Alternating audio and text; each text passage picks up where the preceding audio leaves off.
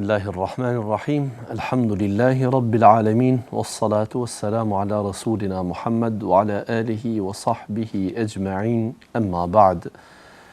Të respektuar teleshikues, assalamu alaikum wa rahmatullahi wa barakatuh. Është dita mërkur dhe është termini me emisionin Kam një problem pra në 20:30 dhe tashmë jem në llogarinë kohore verore që shikuar nga koha e jashtme pra lëvizjet e diellit do të thotë se jemi për një orë më herët në transmetim ose thënë më ndryshe jemi para kohës së namazit të yacis deri në javën e kaluar kur ne veç e fillonim emisionin ishte veç e falur ose i falur namazi i yacis. Pra ne jemi prap në transmetim të drejt për drejt, jemi me ju të respektuar teleshikues, jemi me hallet tuaja, jemi me emisionin që i dedikohet problemeve, që i dedikohet çështjes problemore që kanë të bëjnë me njerëzit në jetën e tyre të përditshme dhe natyrisht të cilët jo vetëm se janë të interesuar që të bëjnë zgjidhjen e duhur, por zgjidhjen e kërkojnë sidomos pra në mësimet fetare islame. Janë hoxhallarët në përgjithësi, por është edhe ky emision që mundohet të ofroj shërbim dhe ndihmë për të gjithë hallexhinjt, për të gjithë ata që bartin e vetë preokupim të çfarëdo natyre që lidhet me jetën e tyre, që lidhet me të afërmit e tyre e kështu me radhë. Emisioni, siç e dini, është kontaktiv, pra ju mund të paraqitni në numrin ton të telefonit, i cili sigurisht se në ndërkohë edhe do të shfaqet në ekranin tuaj, ku ju do të mund të paraqiteni aty dhe do të mund të shpalosni problemet eventuale që i keni. Sikur ju kemi lajmëruar çdo herë dhe praktikisht edhe po ndodh që hallexhinjt problemet e tyre mund t'i shfaqin edhe nëpërmjet adresës elektronike kam një problem @csi.com ku mund të na shkruajnë dhe natyrisht metodë tjetër është edhe SMS-et, metodë tjetër është edhe telefonata e drejt për drejt, por jo paraqitje drejt për drejt për ata që ngurojnë tu dëgjohet zëri i tyre duke shpalosur problemin dhe që nga kjo minutë ne tashmë jemi në dispozicion për t'i pranuar telefonatat tuaja të respektuar shikues dhe të dëgjojmë hallin e atij që telefonon, pastaj të japim përgjigjet, të japim rekomandimet për të dalë nga ai problem që do të rënkonte dikush nga ju. Sido që të jetë, ne pa humbur kohë shkojmë me ato pyetje ose ato derta, ato brengat që kanë arritur deri më tani në studio dhe që kanë kërkuar që pikërisht sonte gjatë këtij emisioni të gjejnë trajtimin e duhur, duke e lutur Allahun e plotfuqishëm që të na jep dritë, që me atë dritë ta ndriçojmë rrugën dhe të jemi udhërrëfyes të hajrit dhe të mirë për në zgjidhje të qëndrueshme, të cilat do të ishin në ujdi me fenë e Allahut, do të pajtonin Allahun e asesi ta kënaqnin shejtanin. Do të mundohemi pra që këtyre brengave që natyrisht kur thuhet problem dhe breng nuk bisedojmë për ndonjë temë që do të mund t'i kënaqte ndoshta dashamirët e të vërtetës, dashamirët e të së mirës, por megjithatë jeta e njerëzit është e mbushur me peripeti prej më të ndryshmeve, sigurisht se aty bëjnë pjesë edhe këto që do t'i shpalosim sonte me ju të respektuar shikues. Thot një motër, selamu alaikum hoxh, thot jam një motër muslimane e cila kam një problem shumë të madh. Ka 7 vite që jam e martuar dhe i kam 2 fëmijë. Ndërsa që 3 vite jam udhëzuar dhe fali namaz rregullisht, ndërsa jam mbuluar para 9 muajve. që nga fillimi i martesës kam pasur probleme të njëpasnjëshme me burrin. Më ka akuzuar vazhdimisht për tradhti dhe më ka sharë familjen duke e cilësuar si të pandershme. Sa herë ka ardhur prej pune, unë kam pasur stres dhe torturë psiqike prej tij. Kjo ka ndodhur gjatë gjithë këtyre viteve. Kemi jetuar jashtë Kosovës. Tani, unë jetoj vetëm me fëmijë ndërsa ai vazhdon të jetë jashtë vendit. Sa herë që kemi pasur probleme e që ishin shumë të shpeshta, më ka ofruar biletën për të u kthyer unë në Kosovë përgjithmonë, por kam sakrifikuar për shkak të fëmijëve. Shpesh më ka thënë që unë ta hapi çështjen e divorcit dhe ai është i gatshëm që të ndahet prej meje.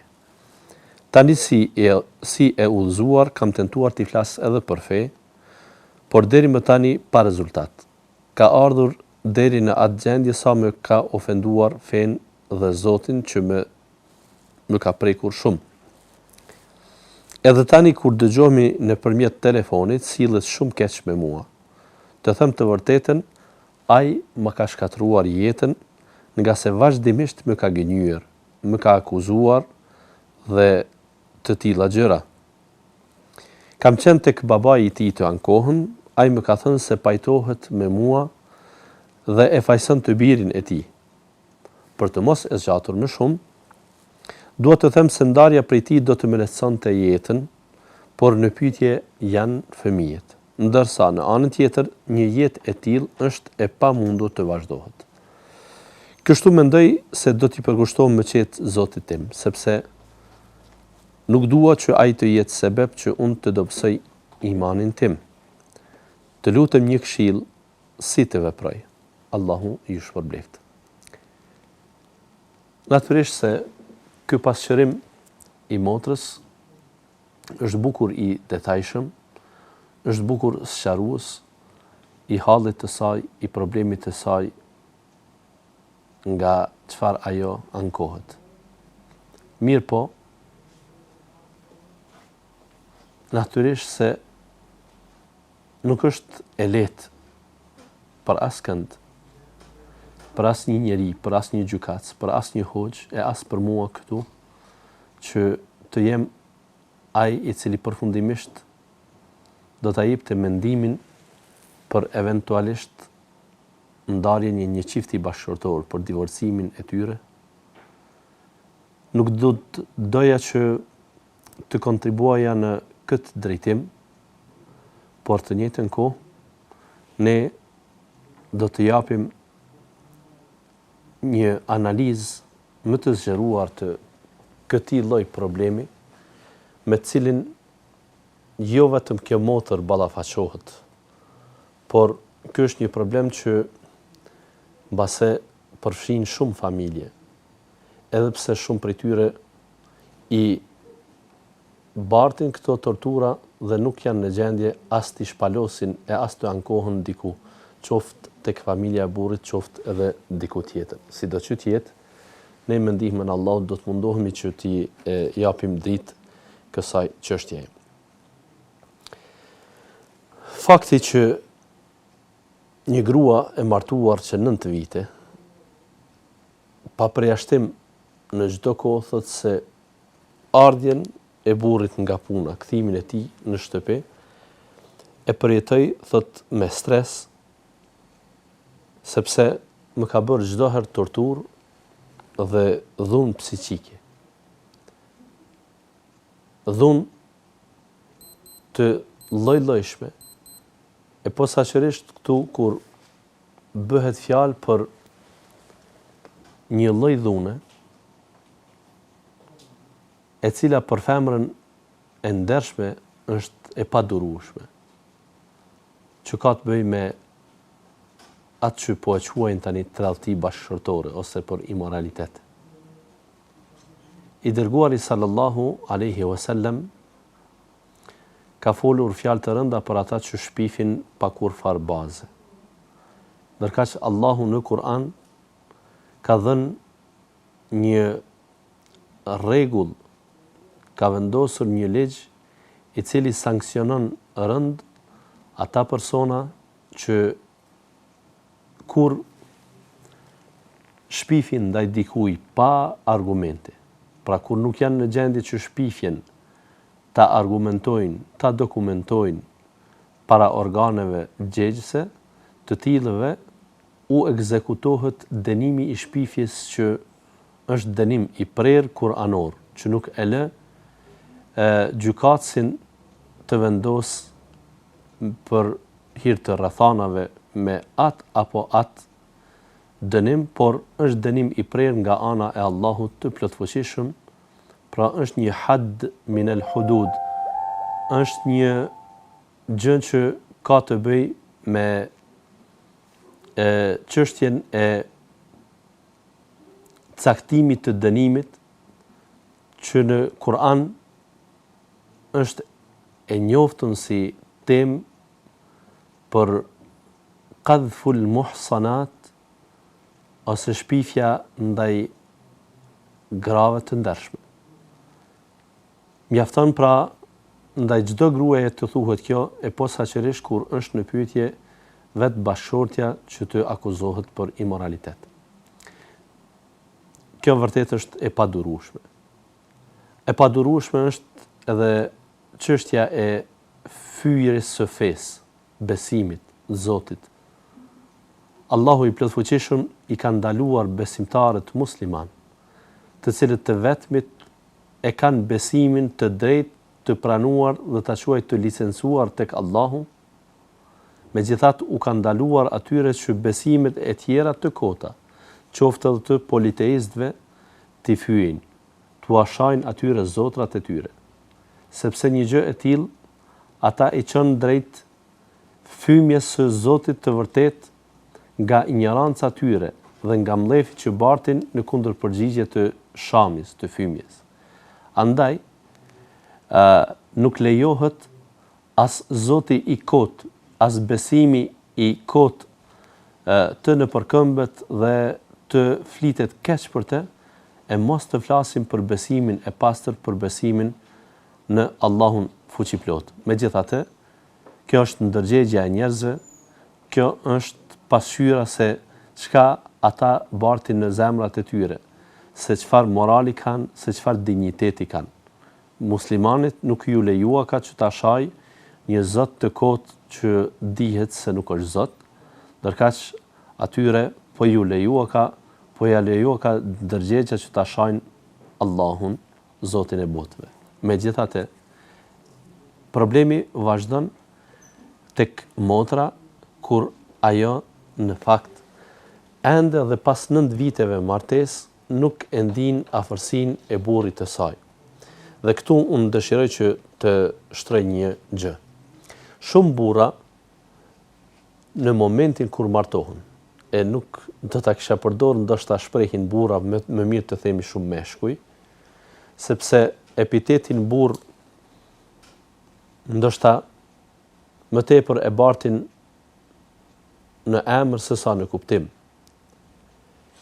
Nuk ja vlen që të quhen të tillë, por si meshkuj, kur martohen dhe në bashkëshorësi shohin një farë epërsie, ndaj gruas së tyre ju shtohet ndër të tjera dhe një dëshirë për agresivitet. Që atë agresion nuk kanë qenë në gjendje ta bëjnë ndaj askujt tjetër, dhe kur e shohin lidhjen e gruas, lidhjen e femrës për të, kur e shohin ta quajnë një varësie të bashkëshortës ndaj tij, ju duket se ata janë tashmë vetë mbretërit, ata janë më të fuqishmit e tokës derisa janë të vetmuar me familjen e tyre. Dhe dëshirojnë që të japin atë lloj agresiviteti në mënyrë praktike dhe duke e fundosur ose duke e zhvlerësuar dinjitetin e bashkëshortës femrës, që ajo dhe pas këtyre fymjeve do të vazhdoj që t'i përgjigjet atij në kërkesat e tij, dhe ajo përsëri do të vazhdoj të jetoj ashtu e nëpër këmbun, do të vazhdoj të jetë e asaj kategorie që jeton e nënshtruar, dhe jeton e përçmuar prap në harmoni me atë burrin që e shoqëron në jetë, atë mashkullin që e ka në jetë, dhe kë fillon të ndihet si i panzëvendësueshëm për atë bashkëshorte. Një realitet që ndodh shumë shpesh, dhe këtë ne e kemi parasysh se shumë motra nuk janë në gjendje që të imponojnë mënyrën e sjelljes së burrave të tyre, nuk janë në gjendje që t'i detyrojnë bashkëshortët, që t'i detyrojnë burrat të sillen ndryshe me ta, por pa rezerva e japin vetveten shumë shpejt dhe e shesin po quj personalitetin e tyre derisa të cenohet edhe dinjiteti. Se përndryshe, një femër e dinjitetshme sikundër që nuk lejon në asnjë mënyrë të cenohet morali i saj, sikundër që është shumë e ndershme dhe e ka frikën e Allahut në çdo kohë, në çdo situatë, e tilla nuk duhet të lejonte në asnjë moment që të cenohet morali i saj me fjalë qoftë edhe nga burri. Pra, ajo duhet të jetë vërtet shumë e pastër, dhe kjo është originaliteti që duhet ta ketë çdo femër. Dhe kundrall kësaj pastërtie që ka, nuk duhet të toleroj as në shaka, as në hajgare, burrin e as kë tjetër që të etiketon atë për imoralitet. Dhe në rast se ndodh që të etiketohet për imoralitet, ajo do të ishte mirë, dhe këtë udhëzim do t'ja jepnim të gjitha femrave, që në muhabetin më gazmor, në muhabetin më dashamirës me burrin e saj, ajo duhet ta vërenjë fytyrën e saj, duhet të jap të kuptoj se është prekur dhe se është bë e zymt jeta e saj në momentin kur ajo akuzohet pikrisht në pikën ku nuk ka dëshirë ajo të preket dinjiteti. Madje, shumë burra këtë e bëjnë edhe për provokim. Unë nuk dua t'ja arsyetoj, sepse nuk është provokim me vend. Provokimi mund të bëhet për gjëra pak më sipërfaqësore, për të parë se ku është reagimi i femrës. Ama jo të etiketohet drejt për drejt se më ke tratuar ose po më traton. Nuk duhet të hapen këto tema direkt mes bashkëshortëve. Megjithatë, ka shumë mendje shkurt që kësaj edhe sillen. Dhe ata dëshirojnë që femrën, bashkëshortën e tyre, ta shohin se si me agresivitet përgjigjet në këtë lloj akuze, dhe ata do t'i bëjë të kënaqur që eventualisht inferioriteti që shpeshherë ata i çon drejt këtij provokimi. Inferioriteti pra e kam për qëllim kur ata ndihen se nëse kjo do të më tratonte, unë nuk do të kam aftësi që ta hetoja. Dhe kur ata fillojnë ta shohin bashkëshortën për një mundësi të prekjes së nderit, cënimit të nderit të familjes, dhe ky si bashkëshort nuk ka ndonjë mekanizëm të identifikimit, atëherë do të provonte këtë metodë, që eventualisht, sikur kësaj t'i jepej rasti, dhe unë do t'ja thoja në shaka, sikur t'i jepej rasti të bënte imoralitet, çfarë do të ishte reagimi kur ajo në momentet më gazmore fillon të reagojë në mënyrë më agresive, me nervozitetin më të lartë, atëherë për burrin është një satisfaksion, është një kënaqësi e madhe se tash u rehatova se kjo vërtet nuk e dua ka imoralitetin. Dhe në rast se një herë, 2 dhe 3 përdoret kjo taktikë e burrave, atëherë hidhrimi i grave duhet të zgjatë më tepër dhe duhet të kërkoj që derisa ti, që disa herë mua po më thu këso fjalë që kanë të bëjnë me cenimin e nderit tim, unë nuk do të lejoj, dhe nëse ti fillon kësaj të dyshosh në mua, atëherë nuk na mbetet që ne mo të jetojmë. Atëherë burrin do ta gjesh në njërin prej 2 situatave, ose do të kërkoj falje shumë përzemërsisht dhe nuk do ta përsëris kurrë më në jetë këtë lloj provokimi, nëse vërtet e ka pasur pa zemër, pa qëllim, por e ka pasur që ta identifikoj nderin tënd ose ta dëgjoj me gojën tënde fjalët refuzuese të prekjes së nderit, ose nëse e ka bindje, atëherë do të pajtohej që të largohet dhe të mos jetoj dhe ju që në ato momente, në rast se ai është vërtet njeri që dyshon ndërkaq nuk ka kurfar argumenti, atëherë më mirë është që me këtë lloj njerëzish të mos jetohet që nga fillimi. Është dhe një realitet tjetër. Jo se është detajuar ky kënd, por më duket se zë vend. Shumë meshkuj, shumë bashkëshort që janë të martuar me vajza të ndryshme të vendit, e të cilët janë jashtë vendit, janë në Gjermani, në Zvicër, në vende të ndryshme të Evropës e të Amerikës, në vende më të zhvilluara, në vende ku ekonomikisht jetohet më mirë. Ata ndihen me një lloj epërsie, me një lloj superioriteti ndaj këtyre vajzave, po i quaj të varfra, të cilat sipas tyre i kanë qitur në dritë e diell. Ata tash mendojnë se kjo e gjorë në familjen e saj ndoshta nuk ka pasur mundësi të ngopet me bukë, e tash unë jam ai që e kam sjell këtu në këtë shtet, në këtë vend, dhe tash kjo përveç se është bashkëshorte e imja, është edhe një lloj robreshe e cila robrin ma ka falur për shkak të varfërisë.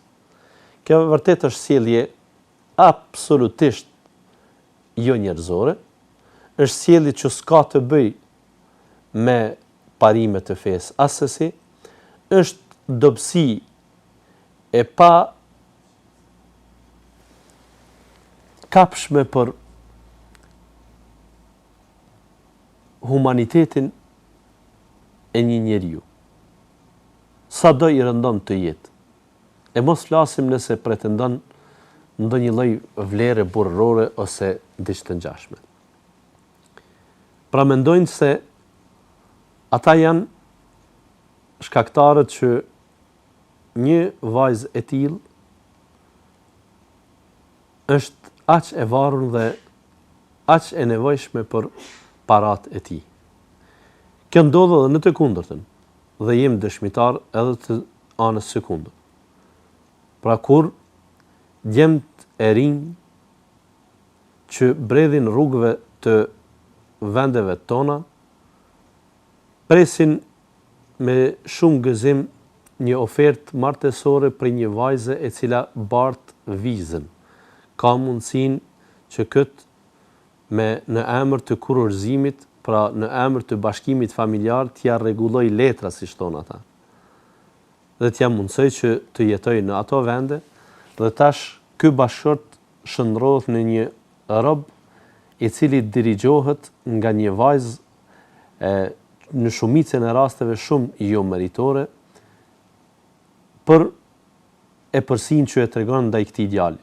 Shpeshherë djemt janë shumë më të mençur, vajzat nuk kanë asnjë afinitet epërsie, jo si bashkëshorte, jo si femër, por as intelektual e as gjë tjetër, por vetëm se është bërë shkak dhe jetojnë këta djemt tash atje me vizë, pra në ato vende, dhe janë bërë shkaktar këto gra, pra që ata ti vendosin atje. A thua vallë, sikur të intervistoheshin zemrat, jo gojat dhe lapsat e tyre. Sa prej tyre mendojnë që të jetojnë të tillë, të torturuar për ato 5 vite që zakonisht ju takon që të marrin pra të drejtën e qëndrimit ose vizën të pavarur edhe atëherë kur do të shkurorzoheshin, kur do të divorcoheshin. Dhe shpesh herë të tillët mendojnë për gjëra të tilla. Ndoshta jo të gjithë e realizojnë pas 5 viteve sepse fillojnë gjërat të binë në vendin e vet, ose edhe ndoshta kur ato gra e shohin se ky tashmë është i pavarur dhe mund të merr një hap të tillë, edhe ato fillojnë ta ulin kokën paksa dhe fillon që jeta të bie në binar. Sido që t'jetë as njërën anë e as tjetër nuk e favorizojmë, por derisa tashmë jem duke folur për burrat të cilët janë në perëndim dhe mendojnë për këtë lloj mendimi të epërsisë ndaj grave të tyre të varfra, siç mendojnë ata, që ti torturojnë, ti etiketojnë, të prekin në nderin e tyre, ti shajnë, ti fynë edhe familjet e tyre dhe e shohin mos reagimin e tyre, atyre sikur edhe më tepër çdo ditë ju shtohet quaj apetiti, egoja për tu ndi si Zot ndaj këtij robi që në fakt është vërtet sjellje të jetë e dobët njerëzore dhe sjellje e cila i u kushton atyre edhe në dynjë para se më i kushtu edhe në ahiret. Natyrisht se kjo motër, pra, sikur thot, 7 vite martesë të tilla pra që i ka bërë, ndoshta krejt faji i saj është se ka duruar që nga fillimi që të torturohet dhe ai durim i saj veç i ka prishur jetën kësaj, ndërkaq atij ja ka ngrit, siç thash, atë apetitin për këtë lloj të sjelljes. Njerëzve të tillë nuk ja ka vlerë që t'i rrihet në kurorëzim gjatë kohë. Sidomos kur ju ka hapur mundësinë e divorcimit, pra është fjala qoftë ju ka dhënë ta quaj biletën në dorë, qoftë ju ka dhënë mundësi që të kuptoni se ju keni të drejtë të divorcoheni në rast se dëshironi.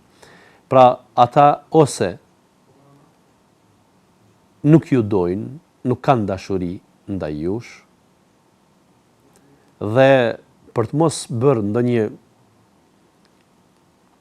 ekses në rastin e shkurëzimit, ose i frigohen të drejtave që gëzojnë femrat në rast të shkurëzimit, pra që eventualisht do të mund të strehoheshin dikun atje dhe do t'i shkaktonin atyre shpenzime materiale të shumta edhe pas shkurëzimit. Pra nuk e bëjnë ata iniciativën për shkurëzim, por dëshirojnë që atë iniciativë ta merrni ju, sido që t'jetë. Kjo për mua pak shënon rëndësi kur dihet se femra po jeton një jetë të zymt, një jetë e cila i ka prish asaj elanin e jetës. Përkundër që i ka 2 fëmijë në çdo kohë, pra në vend se të mendonte që edhe më tej të sakrifikohej për fëmijët e vet dhe për të ardhmen e saj, ajo çdo ditë më tepër mendon se si të ndahet. Pra thjesht nëse dashuria e burrit nuk ka ekzistuar, atëherë si të jetohet me të. Jeta e bashkëshortëve është e tillë. Është pra jetë e cila ushqehet me dashuri. Është sikur një lule e cila vyshket nëse nuk ujitet.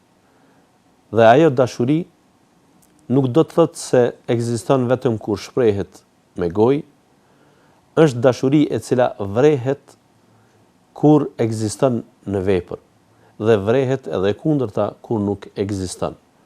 Dhe çifti bashkëshortor i lumtur do të ishte vetëm ai çift i cili në mënyrë reciproke e shprehin në mënyrë praktike respektin i cili vjen si rezultat i dashurisë që ekziston në zemrat e tyre. Pra, ky burr ose nuk ju don dhe dëshiron që të lirohet nga ju, ose ju don, por që t'ju robroj edhe më tepër, e përdor këtë lloj taktike se mendon se ti nuk ke ku të shkosh dhe e këtill është gjendja e shumicës së rasteve dhe mendojnë se ata përsëri do të jenë në të njëjtën situatë, nuk do të ndryshojë statusi i tyre martesor edhe nëse ju ndaheni. Unë motër e nderuar do t'ju kisha sugjeruar që sikur keni ndërmarrë këtë hap, që jeni ankuar tek babai i tij, të kërkoni personat që kanë ndikim te ai. Nëse është babai, ndonjë vëllai i tyre ose dikush tjetër në familje, në këtë rast nëse do dikush prej familjes suaj do t'ju dilte Zot, që të bisedonte me të, që në rast se dëshiron të jetoj me dinjitet dhe respekt bashkëshortor, atëherë ta bën atë jetë të tillë dhe t'i përmirësoj sjelljet e tij ndaj jush, ose në të kundërtën, në rast se ai nuk dëshiron një gjë të tillë, atëherë t'i bëhet me dije se torturat janë të palejueshme. Dhuna psiqike është e papërballueshme dhe se për të tilla gjëra ai do të jep llogari. Nuk them t'i kërcënohemi me kanun që t'i hakmerremi në atë mënyrë apo tjetër, por thjesht të shfrytëzon të gjitha mjetet ligjore se sado të brisht ta kemi gjyqësinë edhe këtu në vend, sado që nuk duken se gjërat shkojnë edhe me ligjet gjithaq mirë, megjithatë për të padrejtët, për zullumçarët, për mizorët deri në këtë mas, edhe këto ligje do të ishin të mjaftueshme, e të mos flasim për ligjet që janë edhe atje ku është burri juaj nëse ju do të ndërmerrnit hapat e duhur për ta paditur atë për një sjellje të tillë agresive.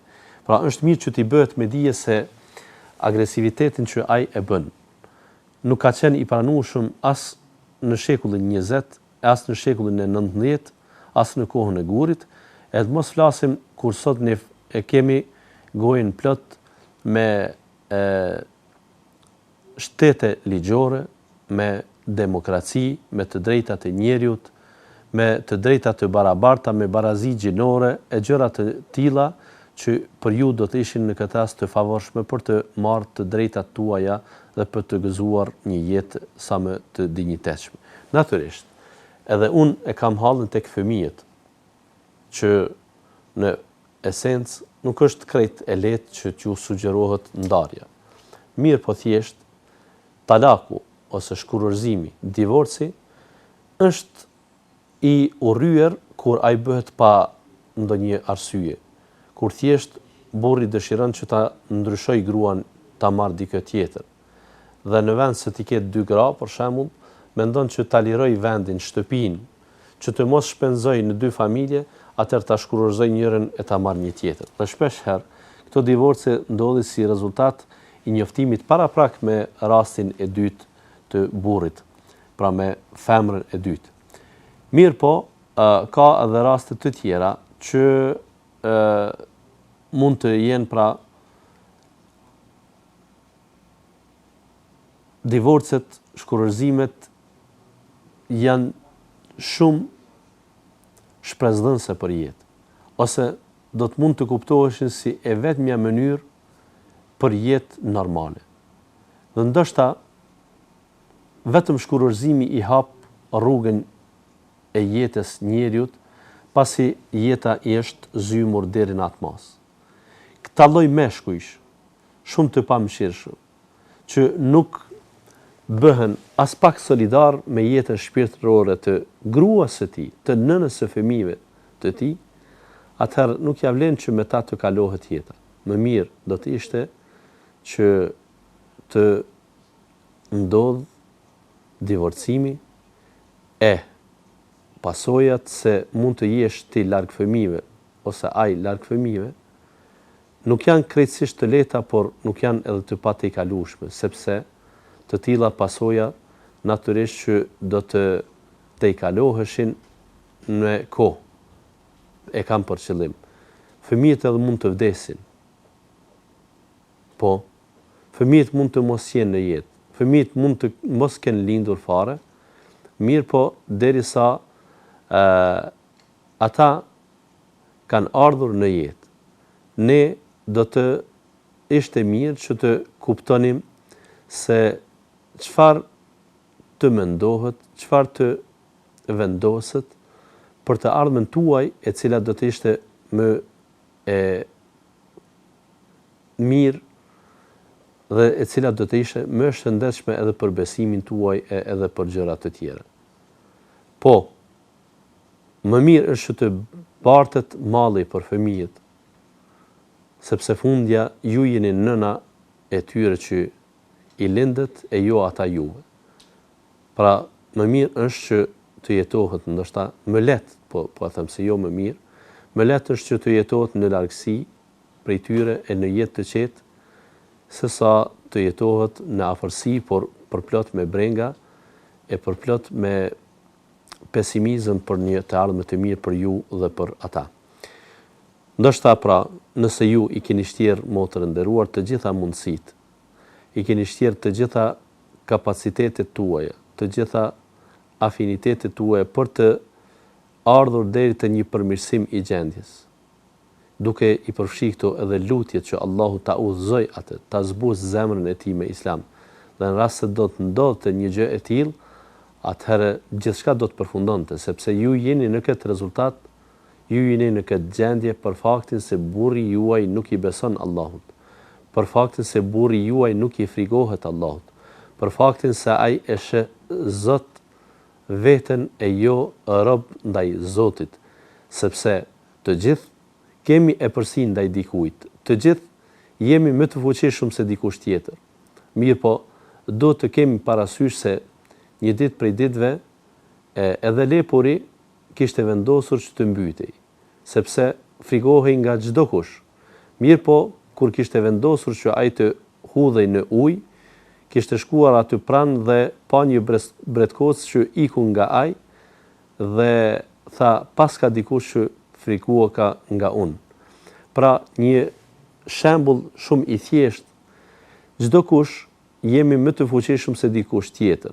Mirë po, kjo epërsi ose kjo fuqi në asnjë moment nuk na jep neve guximin që të sillemi më keq ndaj atyre që janë më të dobët se ne, ndaj atyre që kanë më pak fat në diçka, qoftë në dituri, qoftë në pozitë, qoftë në statusin familjar. Sepse mbi gjitha ne të gjithë jemi rob të Allahut dhe nëse ne jemi më të fuqishëm se dikush dhe i shkaktojmë atij dëm, çfarë atëherë me atë që është i gjithë fuqishëm mbi ne e që ka mundësi që të shkaktojmë mbi ne dëme dhe hakmarrje në emër të atyre robëve të dobët.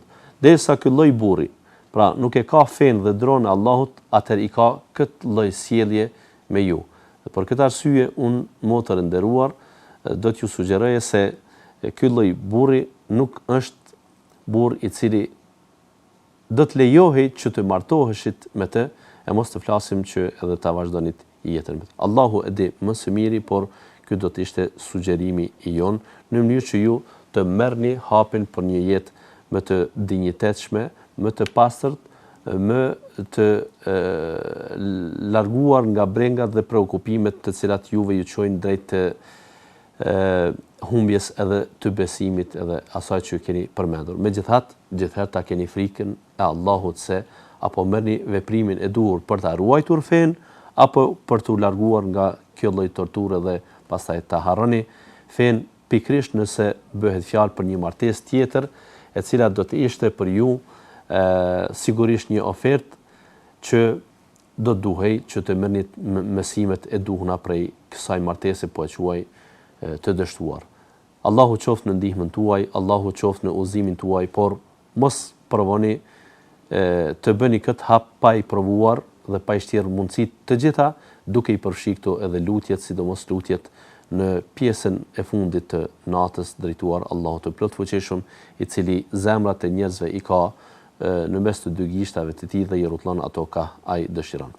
Ne kemi edhe pyetje të tjera që i kemi deri më tani këtu në redaksi që na kanë arritur, por fillimisht do të bëjmë një shkëputje, ju qëndroni me ne do të themi pas pak të nderuar shikues.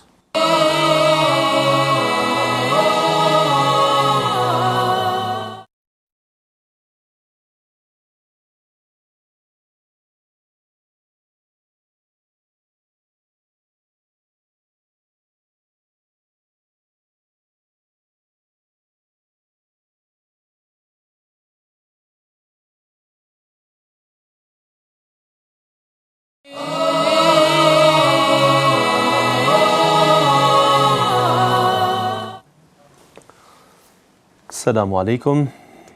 Rikthehemi përsëri në transmetim të drejt për drejt të emisionit Kam një problem.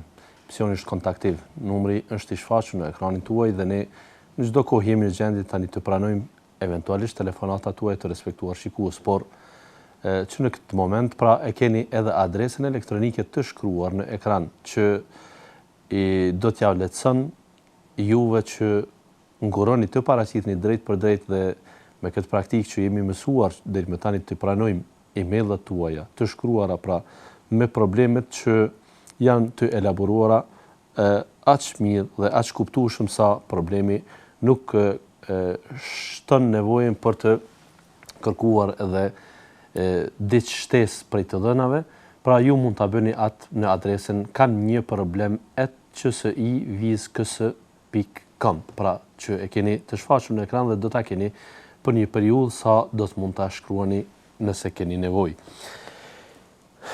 Deri më tani, pra, siç përmenda, kanë arritur edhe shumë tema problemore që do të ishte e nevojshme të shtjellonim gjatë këtij emisioni. Një grua pyetet a lejohet që të aplikoj për patent shofer pa lejen e burrit.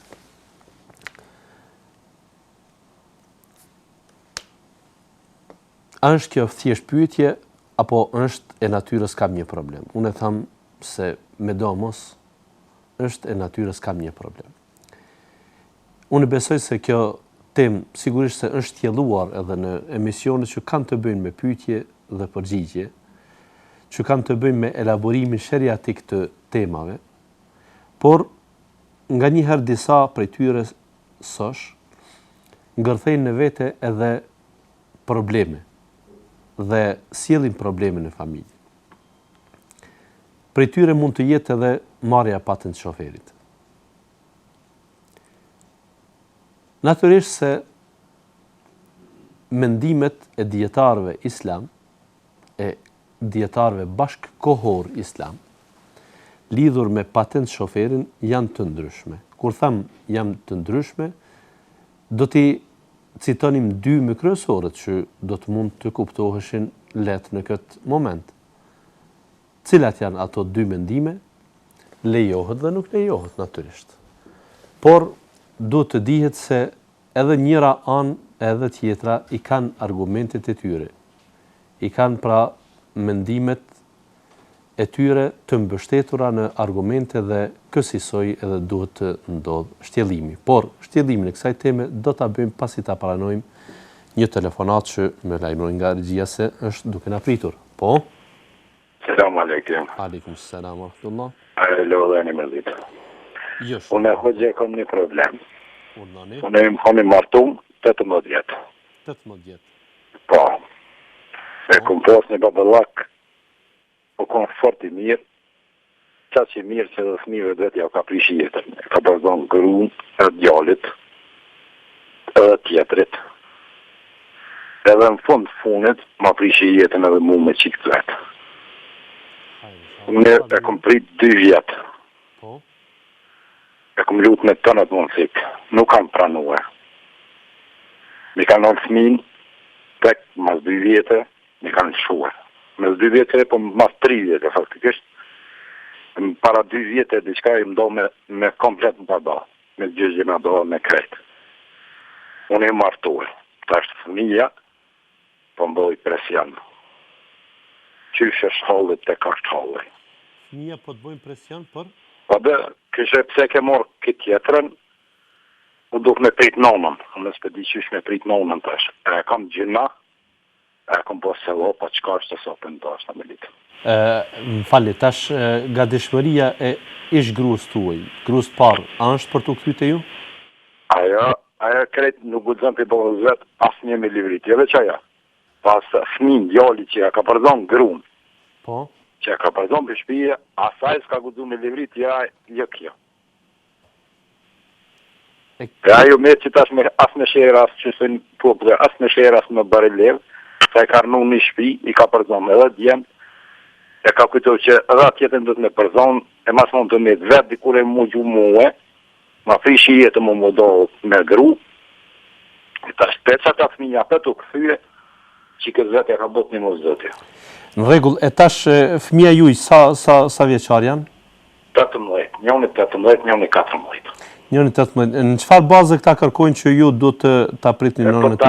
Atas, e ka met nëna as me shesh, të as me barileve, që ata met, është edhe smutimi, grenës, të natë. Tash edhe ne na e martuar që 2 vjet moshë, do të më me lajë me shpëlo diçka, unë jam i dom për familjes. Unë e kom prej 2 vjet e gjysë, unë lut me tonat e kom lut. As pranë ke gjin, as pranë ke shot. O do të që për tërtora, që se vetë të qysh më qut njerëz. Çata. Në rregull. Këtë pak në zgjedh, në mohabet me ditë. Në rregull. Ne do të shtjellojmë një temë që filluam më herët ta shtjellojmë dhe inshallah do të vijë. Selam aleikum. Wa aleikum selam wa rahmatullah. Të dyja palët pra të dietarëve kanë mendimet e tyre lidhur me çështjen e marrjes së patent shoferit nga femrat. Ose kur e themi patent shoferin e kemi për qëllim të drejtën për vozitje. Dikush e trajton si temë të rëndomt, pasi që lejimi ose mos lejimi nuk ka të bëjë me gjini, derisa lejohet pra që të vozisin meshkujt, atëherë do të lejohej që një gjë të tillë ta bëjnë edhe femrat dhe e mendojnë se është çështje tërësisht e lirë. Disa të tjerë mendojnë se jo, kjo çështje duhet të shtjellohet, sepse nuk është problemi vetëm i aspektit teknik të vozitjes, pra a lejohet që femra ta quajë ta prek timonin, ta drejtoj makinën, derisa ajo mund të drejtoj makina të tjera të natyrave të ndryshme, pse të mos e drejtoj edhe veturën. Por me këso lloj logjike, të tillët din të na thonë se Islami e diskriminon femrën edhe kur ajo i mohohet e drejta që të merr pjesë në varrim. Islami i di më mirë këto gjëra. Por për faktin se si gjini janë më të prekura, më të drujshme, kur e shohin të afërmin e tyre se po varroset dhe alivanosja e tyre, prekja e tyre dhe në fakt sjellja e tyre femërore në momentet e varrimit do të ishte e papranueshme dhe në fakt është e tillë që e kufizon të drejtën për të marrë pjesë në varrim. Atëherë shtrohet pyetja, derisa jem me timon në dorë, çdo herë jem të rrezikuar dhe rrezikojmë dikë.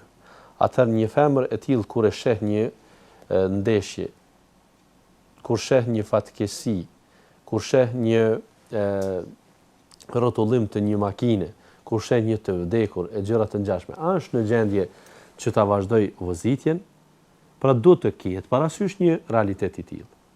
Ne në atë rast nuk mund të thuhet se derisa është vozitja e sigurt dhe nuk ka probleme, i lejohet vozitja. Kur i paraqitet një problem i tillë, i ndalohet. Ose të themi pra, në mënyrë analitike, me analogji pra po them, derisa ajo mund të qëndrojë dhe është burrore në varrim, mund të marrë pjesë. Nëse dobësohet, nuk mund të marrë pjesë. Nuk kemi kësaj lloj dispozitash. Atëherë duhet të kemi parasysh që t'i ndajmë gjërat. Pastaj disa dietar mendojnë se një femër e cila vozit në fakt del pak prej botës femërore dhe nihet paksa më burrore, e cila sjellje asaj do të ndikojë edhe në raportet të tjera të jetës. Megjithatë, për të mos lënë shikuesin e radhës të pres në linjë, atëherë ne do të inkuadrojmë edhe një shikues. Alo. Selam aleikum. Aleikum selam wa rahmatullah. A ka mundësi për shembull gruaja që në fal namaz, e në fal namaz, a do të shtojë tamam. Kam një kërkesë vllai nderuar, nëse mundeni që t'ja ndalni aparatit televizionit tuaj zërin tërësisht, që ne të dëgjojmë thellë, po? A do një grume jam i marrë të pashtë të sëmëna. E unë jemi jëzu hamdela, e unë fane e sëfarët. Në të farë se zvorë, në sëmë... Zëri tek ne nuk arrin i plot, nëse unë kam arritur të kuptoj deri këtu. Ju jeni të martuar, ju faleni, ajo nuk falet. E çfarë është problemi? Problemi çfarë është? Në shku se të fa namaz.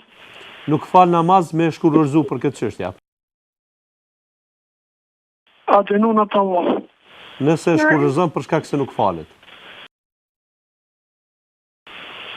Nëse është e këtij pyetja, pra jeni i martuar, nuk arrita të kuptoj që sa kohë keni fëmijë apo nuk keni fëmijë, e rëndësishme nga ajo që unë arrita të kuptoj, ju e falni namazin, ajo nuk e fal namazin.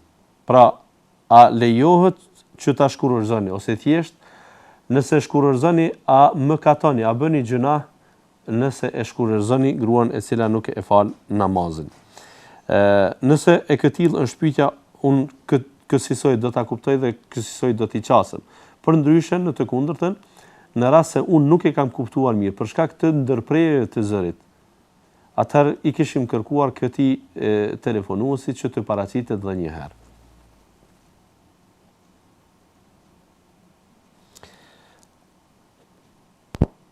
Atëherë, ne po vazhdojmë me atë ku mbetëm.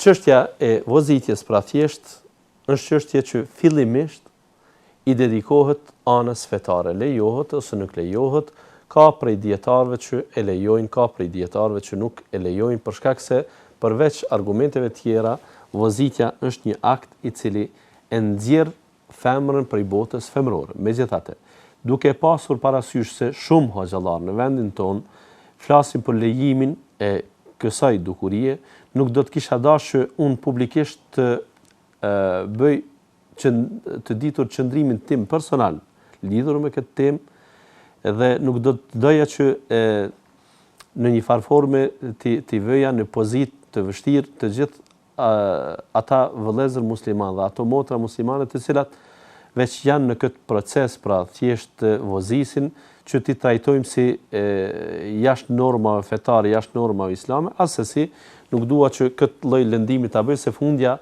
në atë që ata kanë arritur e kanë poshtu me fetva, sikur që edhe në të kundërtën nëse dikush e mendon se nuk është e lejuar, po ashtu prapë është me fetva të dietarëve bashkëkohor, duke i marrë parasysh edhe rrethana të tjera që një grua e cila vozit pastaj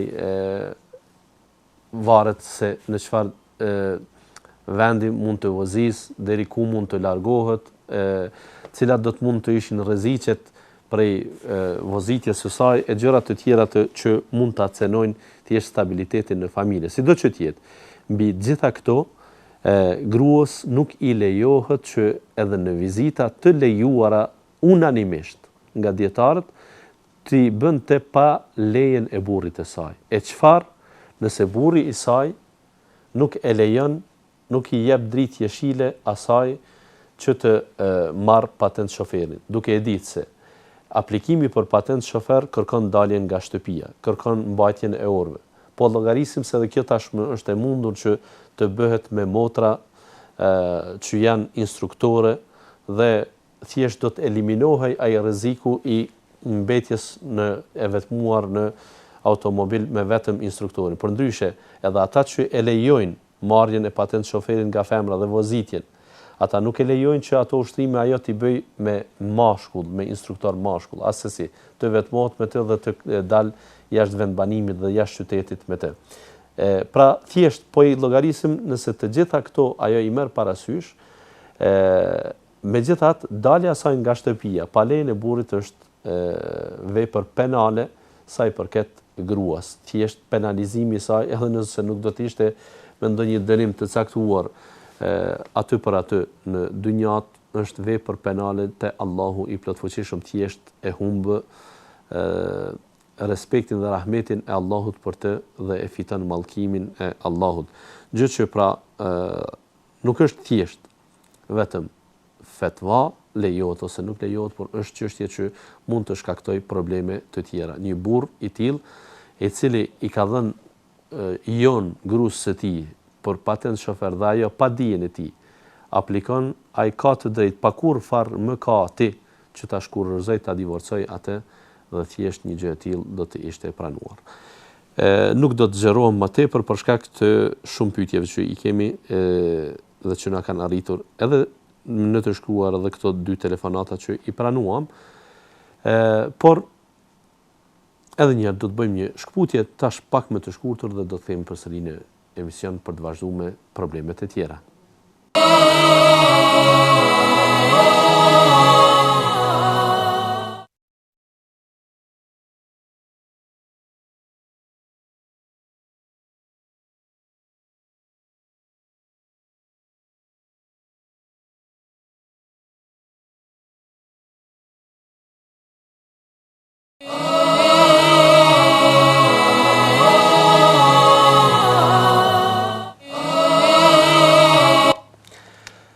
Rikthehemi në emisionin Kam një problem.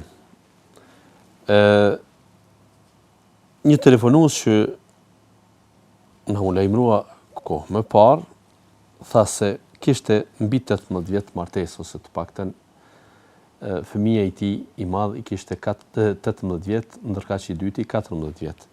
Dhe një gjendje tash jo e shpesh, por një familje tepër aristokrate, tepër autoritative, në kuptimin e sjelljes së prindit ndaj fëmijëve të vet. Pra, çfarë ka ndodhur ky lloj prindi?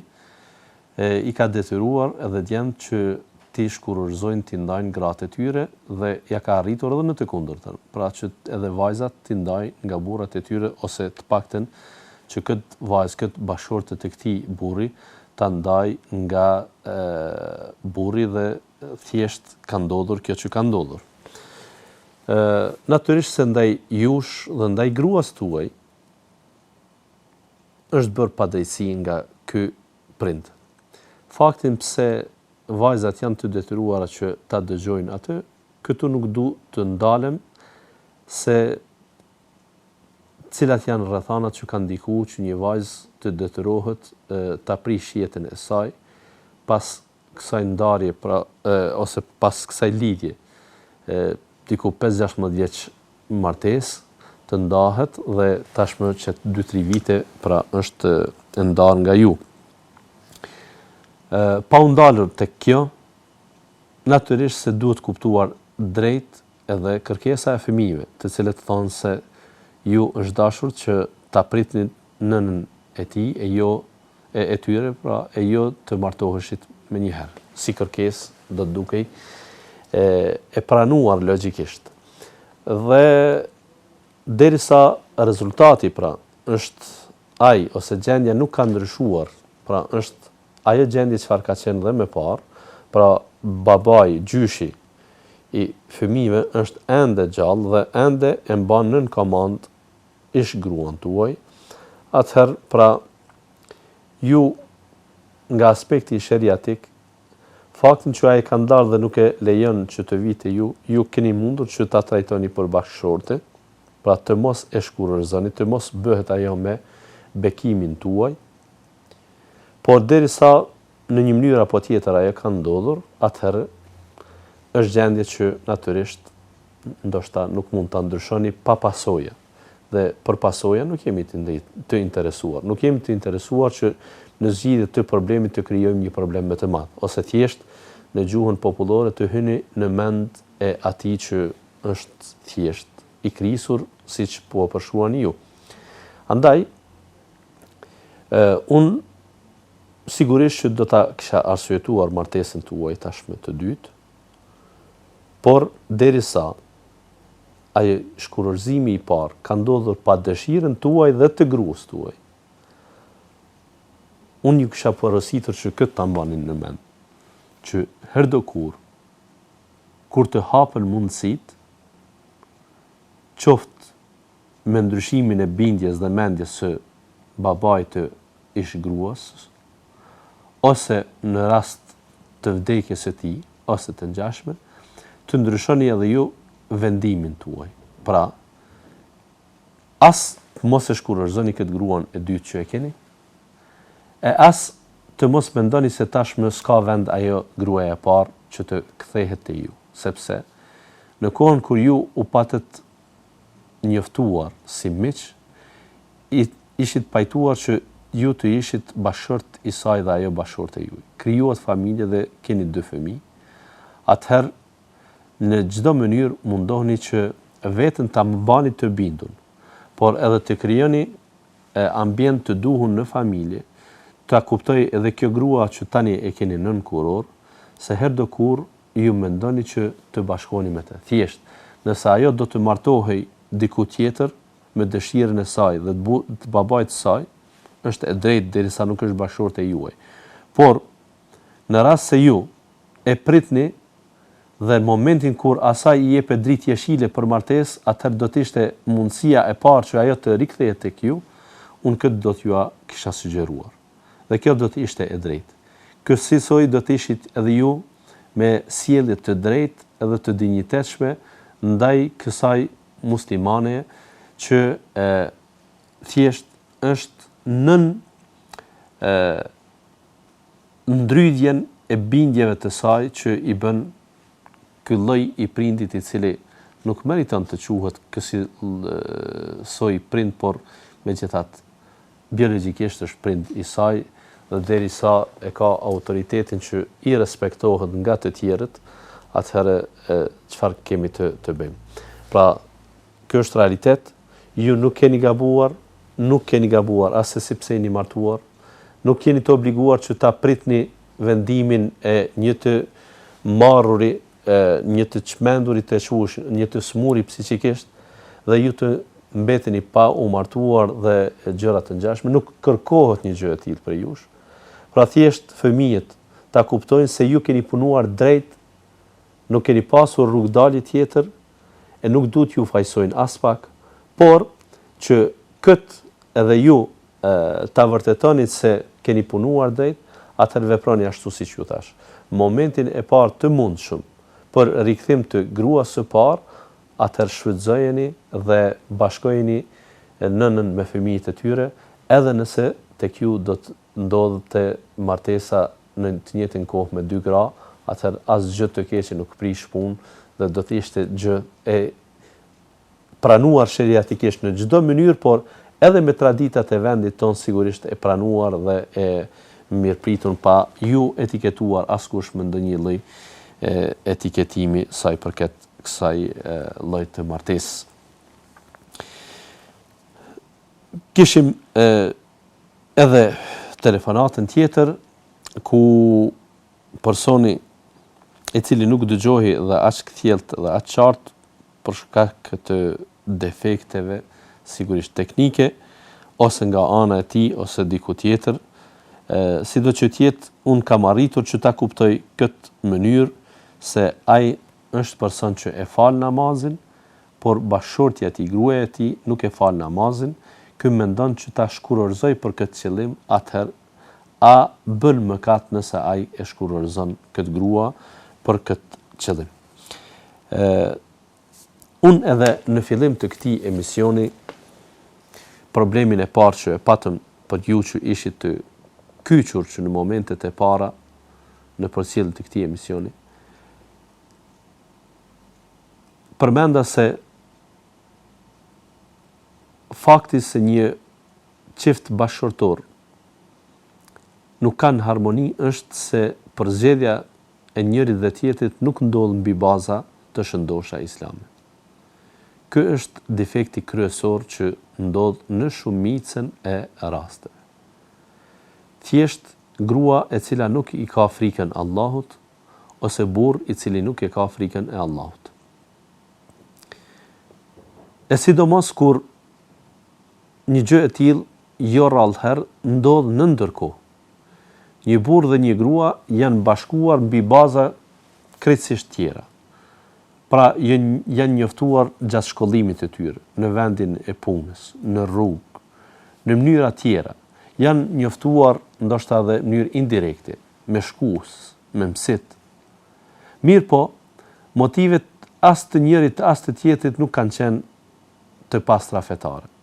Kanë qenë motive krejtësisht të interesave të tjera të kësaj bote, pra barazime të quaj ose ekuivalencë e cila nuk është futur nën rrjetin ose nën llogarin fetare se a ja vlen që të bashkohen ose të mos bashkohen ky çift bashkëshortor. Në ndërkohë, në shumicën e rasteve ndodhin ndryshimet pozitive në këtë drejtim, por zakonisht këto nuk ndodhin paralel tek njëri apo tjetri. Ata janë gjini të kundërta, olejse dhekaru kel untha, mashkulli nuk është sikur femra. Ajo që ndikon tek femra nuk ndikon tek mashkulli, ajo që ndikon tek mashkulli nuk ndikon tek femra. Thjesht çështja e udhëzimit, çështja e fetarisë, çështja e kapjes së fesë ose kapje për fen nuk është e njëjtë tek të gjithë personat. Madje nuk mund të thuhet se të gjithë meshkujt e kanë një fazë të caktuar e të gjitha femrat një fazë tjetër të caktuar. Jo. Varet shumë prej shumë faktorëve se çfarë ndikon që dikush në një moment prej momenteve të kuptoj se çfarë jam duke bërë, çfarë është qëllimi i ardhes time në këtë botë, cila është lidhja ime me krijuesin, sa jam unë në platformë në adhurim ndaj Allahut, cilat janë këto e ato prej arsyeve të ndryshme që unë i veproj disa punë e nuk i veproj disa të tjera. Me fjalë të tjera, vjen momenti kur ai i drejtohet, i kthehet Allahut të plotfuqishëm. Dhe në momentet të tilla kur i kthehet Allahut, ka mundësi që ai të prosperoj, të përparoj në këtë drejtim dhe pala tjetër, bashkëshortja për shembull, të mbes në fazën ku ka qenë më herët.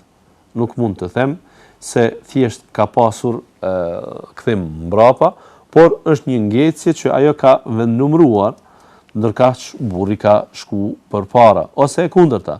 Burri ka vendnumëruar, ka mbet në atë pozitë ku ka qenë, ndërkaq gruaja ka shku përpara. Dhe thjesht tashmë ata janë në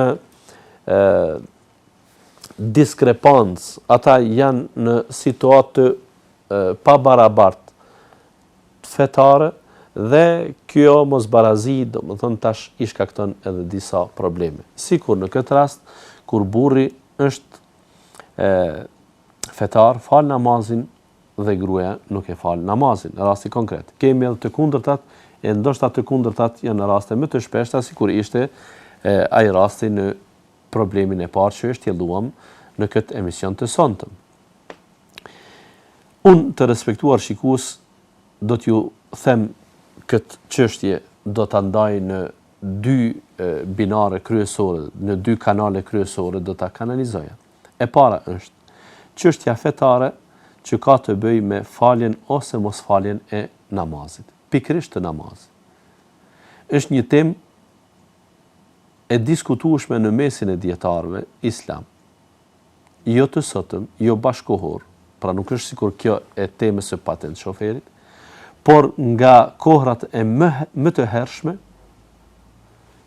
çështja e mosfaljes së namazit brenda kornizave islame është diskutuar se ku i takon një person i tillë të trajtohet, se është musliman ose jo musliman.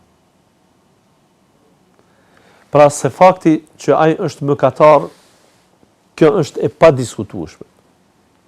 Sa ai bën një mëkat shumë të madh në rast se nuk e fal namazin. Gjithnjë është fjala nga dembelia. Pra personi i cili e pranon se falja e namazit është obligim. Se ai duhet ta fal namazin, por ja, ende nuk ka ardhur dakiki i hajrit, ende nuk kam filluar, mendoj që t'ja filloj e gjëra të tjera, pra për këtë lloj kategorie njerëzve po flasim. Se a janë besimtar apo jo, është mendimi i dietarëve. A nëse ai thotë se pse unë të falem, unë nuk e kam obligim të falem, unë mund të falem kur kam nevojë, unë mund të falem kur bëj ndonjë mëkat, e tjera, pra thjesht nuk e konsideron obligueshmërinë e faljes së namazit, ky është mosbesimtar tek të gjithë dietarët dhe këtu nuk kemi problem. Në kategorizimin e tij nuk kemi problem, ndërkaq si kategori është shumë problematike natyrisht.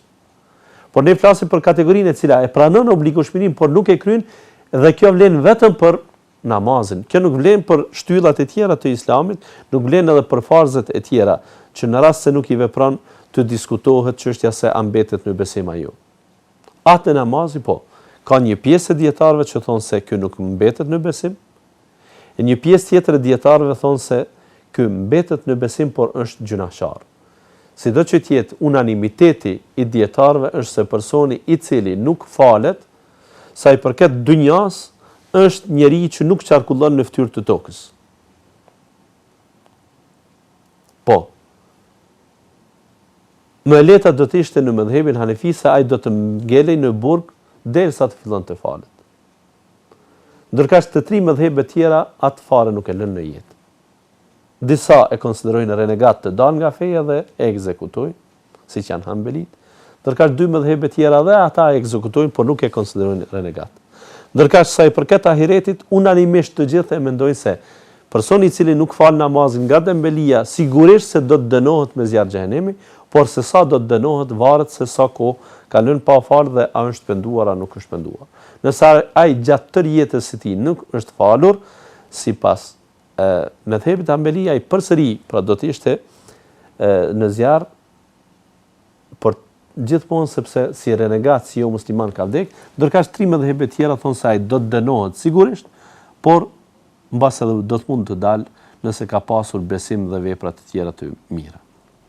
Pra është çështje shumë delikate. Ky është kanali i parë që tema e faljes dhe mosfaljes namazit duhet të shihet nga ky prizëm. Kanali i dytë do të ishte kësaj. Unë pavarësisht mendimit të dietarëve, pavarësisht se cilin mendim do ta favorizojmë. Nëse ne e favorizojmë mendimin e mëdhëbit të cilit i takojmë, mëdhëbit Hanefi, që është më i butë krahasimisht me tri mëdhëbe tjera në këtë temë, megjithatë nuk ka vend që t'i thuhet një mashkullit namazfalës, merre një grua e cila nuk e fal namaz. S'ka kur farë logjike. Këtë as e Abu Hanifja nuk e thot. As nxënësit e tij, as një mëdhëb nuk e thot një gjë të tillë. Dhe anasjelltas. Një grua e cila e fal namazin, nuk lejohet që ta merr një burr i cili nuk e fal namazin. Është mosbarazi jashtëzakonisht e madhe e cila shumë defekte prodhon në jetë. Dhe unë me plot gojen do t'ju thosha të gjithë atyre që pyesin para se të martohen. A lejohet që të pranoj një burr i cili nuk po e falte namazin, por ishte i moral shumë, ishte i pasur, ishte i bukur, ishte ky, ishte ai. Ndërkaq namazin nuk po e falte, ndërkohë që unë e fali namazin, do të thoja me plot gojë, mos e merr atë lloj burri, mos e prano për bashkëshort. Dhe anasjelltas. Kam aplikuar ose i kam ofruar martesë një vajze e cila është e moralshme, është e ndershme, është fetare, është e mbuluar ndoshta edhe pse në vendin tonë nuk kemi këso raste tani që janë të mbuluara prej gjeneratave të reja të flas e që nuk falin namazin. Paktë nuk dim kësi raste.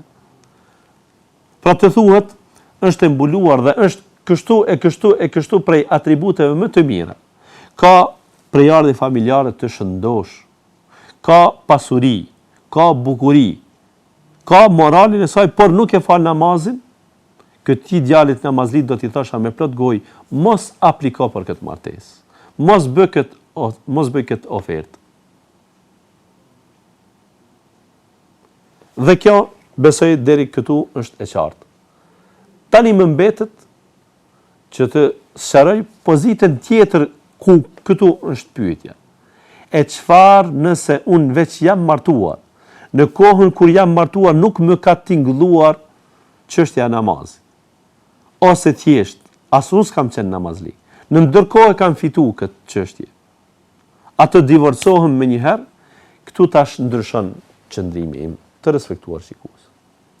Jo që dua të them se ndryshon qëndrimi për shkak të ndryshimit të fetvas, se njëherë po punoj me një fetva e herën tjetër me një fetva tjetër. Jo. Por duhet të dim se derisa ju në ndërkohë keni prosperuar në çështje të fesë,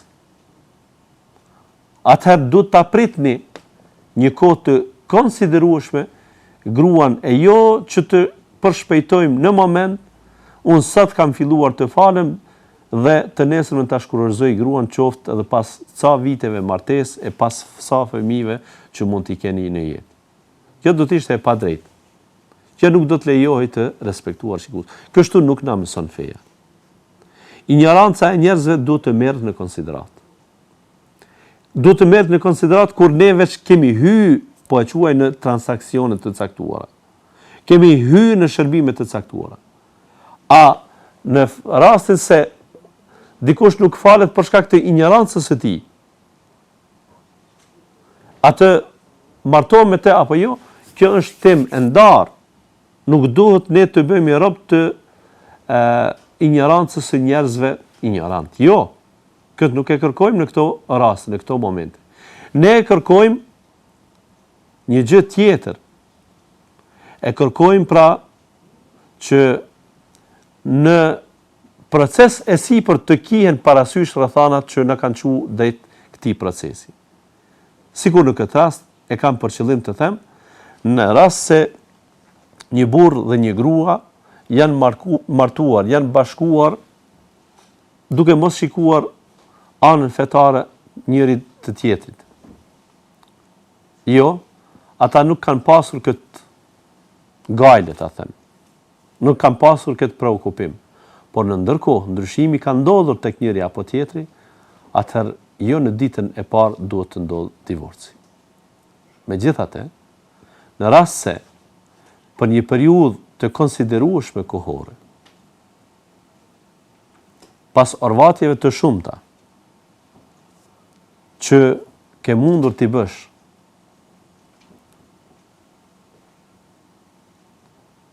për ta bindur bashkëshortën që ta fal namaz, dhe eventualisht e shihni refuzimin jo vetëm për t'u falur, por ndoshta edhe të obligueshmërisë.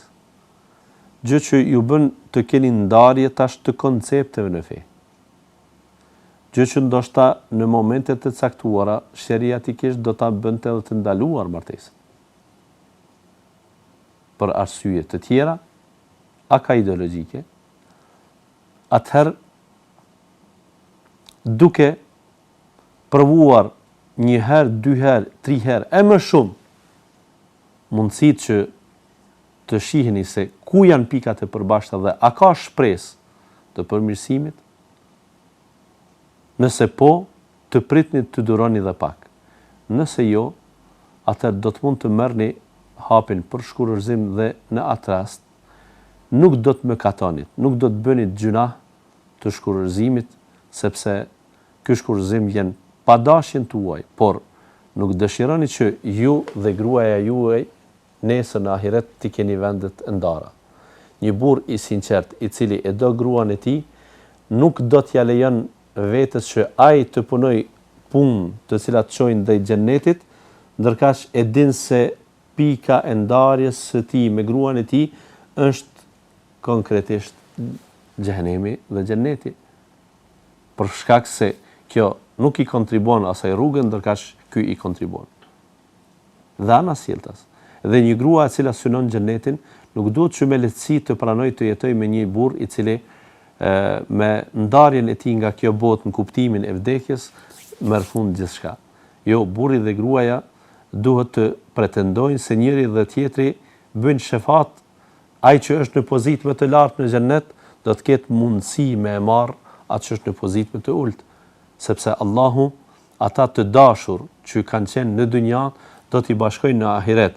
Nëse gradat nuk i kanë të njëjta, atëherë Allah nuk e zbret atë nga grada më e lartë për të ardhur te ky tjetri në gradën në shkallën më të ulët, por do t'i bashkoj duke e favorizuar këtë që është në shkallën më të ulët, qoftë edhe nëse është një gjunaqar i cili e meriton në të ardhmen xhenetin, por në një periudhë ja ka vlerë që të dënohet me xhenem, Allahu ndoshta do ta bën që burri dhe gruaja të jenë njëri për tjetrin shefatxhi.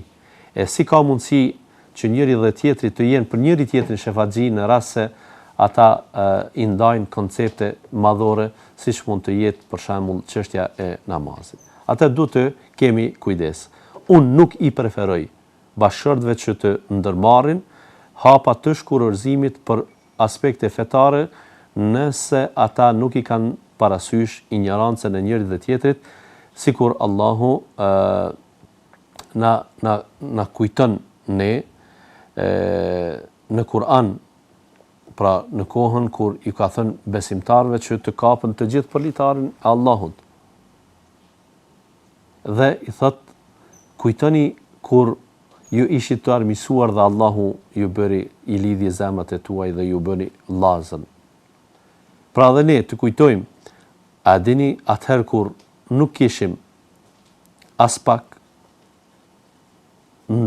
pikat ndarjes në besim me këta që tashmë po ndahemi në besim, dhe Allahu deshi ne na udhëzoj, atë ndoshta do t'i vjen momenti që edhe ata Allahu t'i udhëzoj, por këtë ta bëjmë me punë praktike, duke i thirrë në besim, dhe do ta bëjmë po ashtu edhe me lutje të pandërprera ndaj Allahut të plotfuqishëm, që ai t'i udhëzoj ata që bashkët që ende nuk e kanë shijuar ëmbëlsinë e imanit, sikur e kanë shijuar pjesa tjetër e bashkëve, në mënyrë që së bashku, nëse kanë pika të ndryshme të harmonisë, të kenë harmoni dhe përputhshmëri edhe në çështje të fesë që është edhe më primare. Për faktin se këta më herët nuk u njoftën në baza të fesë, atëherë le ta presin për një periudhë njëri tjetrin, derisa të humbën të gjitha shpresat. Nëse humbën të gjitha shpresat, atëherë natyrisht se i miri për të mirin dhe e keqja për të keqin. Kjo ishte sa i takon edhe kësaj pyetje, dhe me sa duket veç ne kemi kaluar edhe limitin kohor për këtë emision. Kanë ngelur edhe dy probleme që na mbeten pa ushtjelluar, por premtojmë shikuesit tanë se këto me lejen e Allahut do t'i realizojmë në javën e ardhshme.